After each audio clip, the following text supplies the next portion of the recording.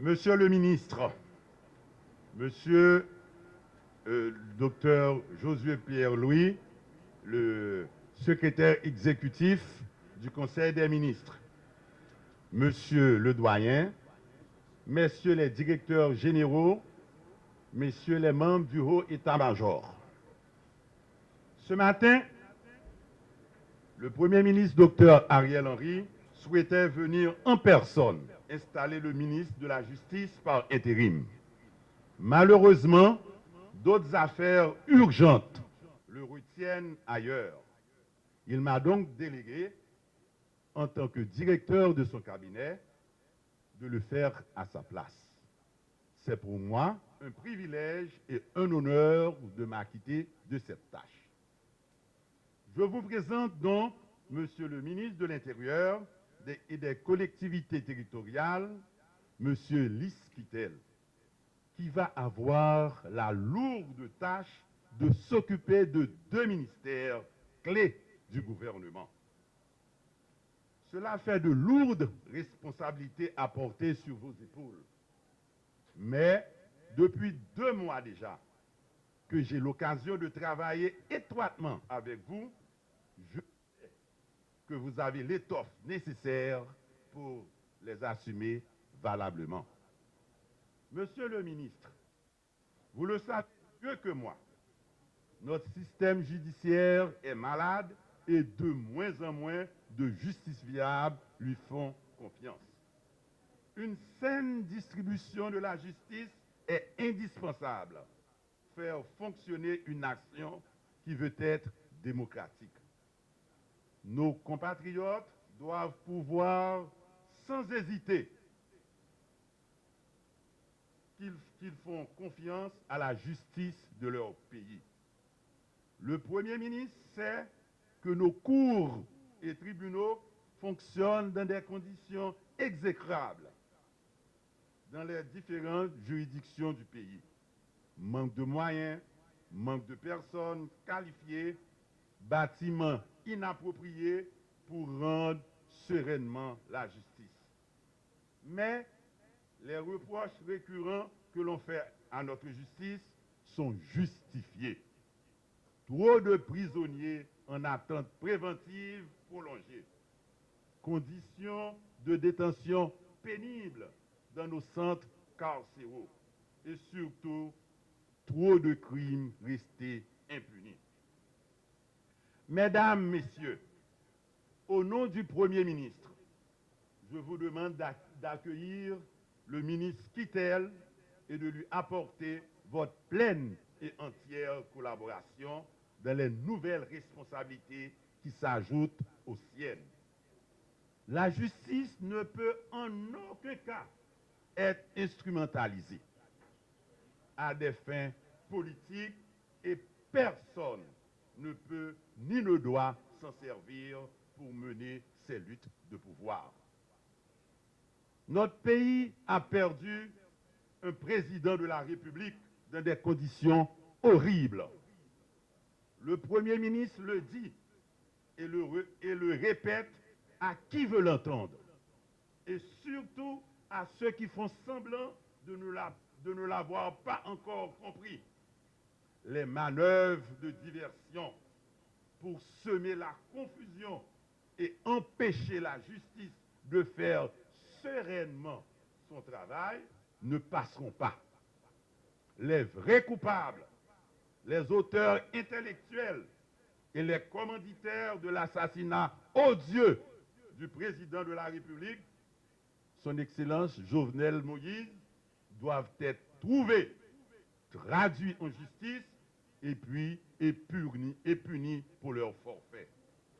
Monsieur le ministre, dans votre tâche ô combien difficile, le Premier ministre compte sur vous, sur votre courage, votre intégrité et votre sens de l'État pour mener à bien la barque pendant la période que vous passerez à la tête de ce ministère. Je vous dis simplement bonne besogne et je vous réitère les remerciements du Premier ministre pour avoir accepté ses responsabilités dans ce contexte spéciale. Merci.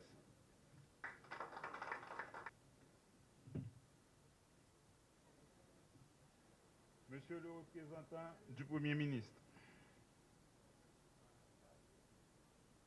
Monsieur le secrétaire général du Conseil des ministres, Monsieur le directeur général du ministère de la Justice et de la Sécurité publique, Monsieur le commandant en chef des forces de police, le directeur général de la police, Monsieur l'inspecteur général en chef de la police, Monsieur le directeur et Monsieur le directeur général, Mesdames et Messieurs les cadres du ministère, Mesdames et Messieurs. La force des choses m'amène aujourd'hui au ministère de la Justice et de la Sécurité publique pour y assurer l'intérim, en ma qualité de ministre de l'Intérieur et des collectivités territoriales. Je prends l'occasion de remercier le Premier ministre, Dr Ariel Henry, de la confiance placée en moi. Nous vivons des temps difficiles, avec des besoins pressants de justice et de sécurité. Justice pour tous ceux qui sont assassinés, notamment le président de la République,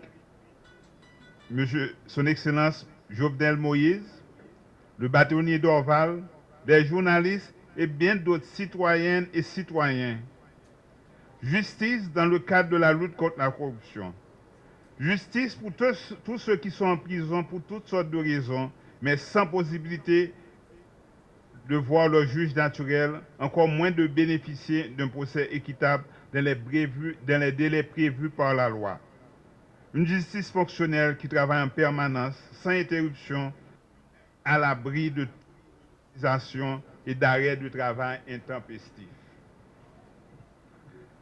La sécurité demeure, dans ce cadre, le dossier prioritaire pour lequel tout doit être le droit fondamental, le premier des droits, et qui est une demande forte et urgente de la population, afin de faciliter la sûreté des institutions et des personnes. Cette sécurité qui doit permettre à chacun de circuler sans entrave, de vaquer à ses occupations sans crainte pour sa vie et ses biens. Mesdames et messieurs, redonner à l'État son sens et son autorité pour des services publics à la population, c'est le pari d'aujourd'hui, celui que de tout dirigeant et des citoyens conscients, militants du développement intégral de l'État et du règne de la loi. Pour cela, il nous faut donc travailler ensemble, sans relâche et avec intelligence, avec le concours de tous, pour atteindre de tels objectifs. Au gouvernement, nous sommes conscients des défis et des enjeux. C'est pourquoi nous nous inscrivons dans la démarche de créer des conditions d'une gouvernance publique apaisée à l'effet de parvenir à redresser la barre d'une république souveraine.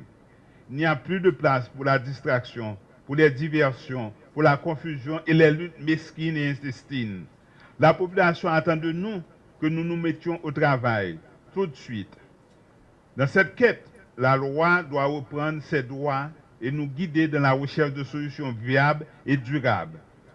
C'est donc dans cette voie que je m'engage durant l'intérim. Je souhaite pouvoir frayer la voie au redressement de nos institutions.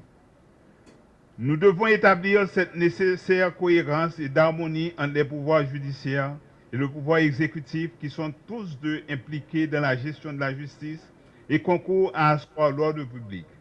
Mais aussi, nous devons responsabiliser les autorités locales, les renforcer et les habiliter à assumer leur première tâche qui est celle de garantir la sécurité de leur population. Mesdames et messieurs, la tâche est immense. Il faudrait toute la journée pour pouvoir en parler en profondeur. Mais s'il fallait en peu de mots résumer les priorités du moment, on dirait combattre la détention préventive prolongée, combattre la criminalité contre les phénomènes et combattre le phénomène des grandes armées, faciliter un environnement apaisé en vue de la libre circulation des personnes et des biens, renforcer l'image des forces de police. Mesdames et messieurs, il y a une trentaine d'années, le candidat à la présidence de la République disait que notre pays avait 3 priorités. L'agriculture, l'agriculture, l'agriculture. Pour le paraphraser, je dirais que Haïti aujourd'hui a 3 priorités. La sécurité, la sécurité et la sécurité. 2 ministères sont responsables de la sécurité nationale, le ministère de l'Intérieur et des collectivités territoriales, et celui de la justice et de la sécurité publique. Et les deux institutions sont désormais placées sous ma responsabilité. Je ne sous-estime point l'étendue des responsabilités placées sur mes épaules. Je demande à Dieu la force et la sagesse de les assumer sans arrogance, mais également sans crainte. Monsieur le représentant du Premier ministre, distingués collègues, je m'efforcerai jusqu'au bout de justifier a posteriori la confiance que vous avez placée en moi a priori. Alors encore une fois, je vous dis merci.